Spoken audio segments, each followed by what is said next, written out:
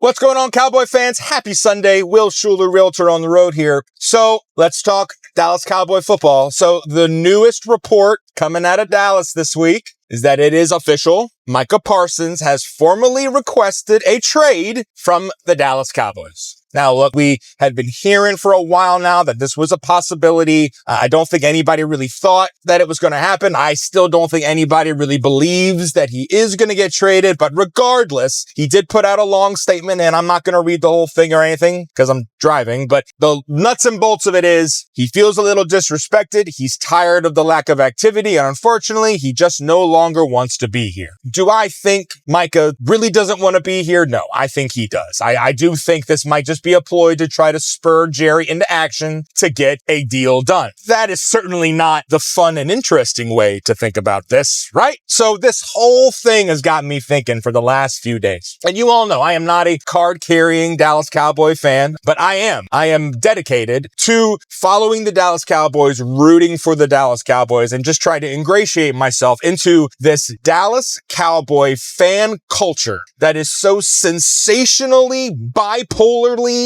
fascinating that I'm invested in it. And by far the most interesting and frustrating thing about being in this Dallas Cowboy fandom is Jerry Jones. So this whole week I've been thinking about some what ifs here. And I understand that this might be a stretch, but just follow me here, right? We all know Jerry is a terrible football GM, but he's a genius businessman. So what if? I have been saying for a very long time that I think it's in the Dallas Cowboys' best interest to trade Micah Parsons like they did Herschel Walker and get a bunch of draft picks to build towards the future. If you remember when I was talking about that last season, possibly, what if Jerry was thinking about doing that in the offseason? Now, if he were, you got to remember that a whole lot happened with another one of Dallas's favorite sons, Luka Doncic, between that time and now. Luka Doncic was traded by their GM Nico in the cover of night to the LA Lakers. And upon the public learning of this, it was such a media and fan uproar that Nico was getting death threats. Luka and his whole family are crying. People are burning Mavericks jerseys, and Dallas Mavericks attendance dropped way, way, way down. The conspiracy theories came out. Long and short of it, it was pretty ugly here in Dallas, Texas from a sports fandom perspective. So that happened. What if that made Jerry just kind of take a beat and rethink trading Micah Parsons? Okay, now I know Jerry's never proven to be the kind of guy who believes in good publicity versus bad publicity. All right, he's just publicity is publicity, and I love it. But there was a lot of negativity going around about Nico and the Dallas Mavericks, like a lot. Like, I don't know if anybody wants that smoke. So let's just say that all made Jerry take a pause. Not to mention the fact that I'm sure Jerry was aware that LA Lakers were like in the mix to possibly get sold. And he knew that the Cowboys and Lakers are one of the top sports franchises in the world. Maybe he wanted to see what happens if you trade Luka Doncic to the Lakers and then they get sold and for how much and whatever. Because we all know if there's one thing Jerry cares about, it's the evaluation of the Dallas Cowboys, right? So anyway, this all makes Jerry just kind of take a pause. Everything kind of plays out. And now we're in this situation where maybe Jerry's thinking, I might be able to move Micah, get my draft picks for the future, and not be the bad guy. What if I just hold out? What if I just not extend? What if I put Micah in the position to want to leave?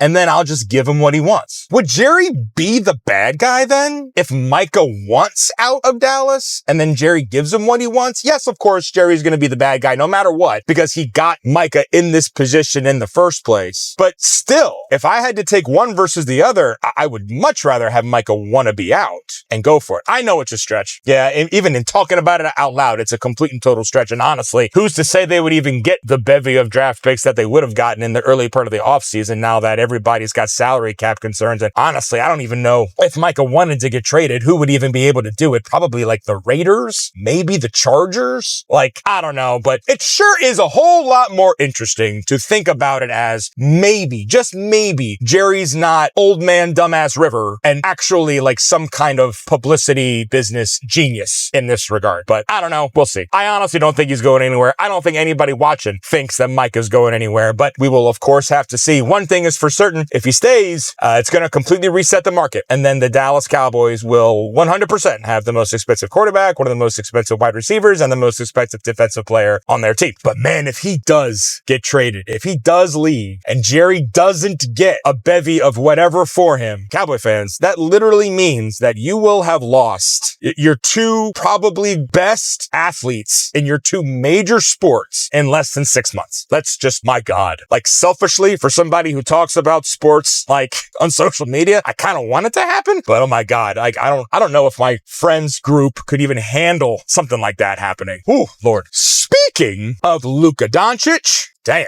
I guess he's the Slovenian pretty boy now. He is looking shredded. He is looking fit. He is looking mean. And I told everybody that it was just a matter of time before Luka got conditioned up. Being next to LeBron and being with the Lakers, it was just a matter of time before he got turned into this freaking Dallas Maverick murdering cyborg. I'm telling you, look at him now. That's scary. Luka Doncic looking the way he looks, playing the way he plays. That's scary. He's my early pick for MVP this year based on what I'm looking at in a picture. No, I don't think the Lakers are going to do absolutely anything with LeBron and DeAndre Ayton. I mean, I love Austin Reeves and I love Luka. I always will, but I don't think they're going to do anything. But it is really interesting to think about what is going to happen with Luka this season. I promise you this, every time they play the Mavericks, Luka's coming for flag. He is going to make a freaking point. He is still immature enough to like have to do that and just drop 40 on us. Like, no big deal. Ooh, that's going to be great TV. I can't freaking wait. Well, that's all I got for you guys this week. Can't wait to see what happens with Micah. I hope he's a Cowboy at this point. I mean, it would have been really cool early to see what they got for him, but now it's nowhere near as exciting as what it would be like to watch Micah suit up this entire season for the Cowboys. So let's hope that it happens. Talk to y'all soon. Bye.